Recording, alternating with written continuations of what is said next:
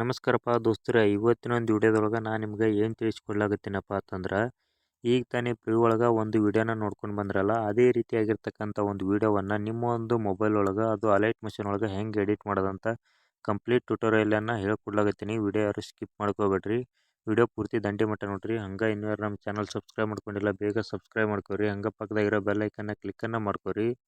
ಬರ್ರಿ ಈಗ ವಿಡಿಯೋನ ಚಲೋ ಮಾಡಮ್ರಿ.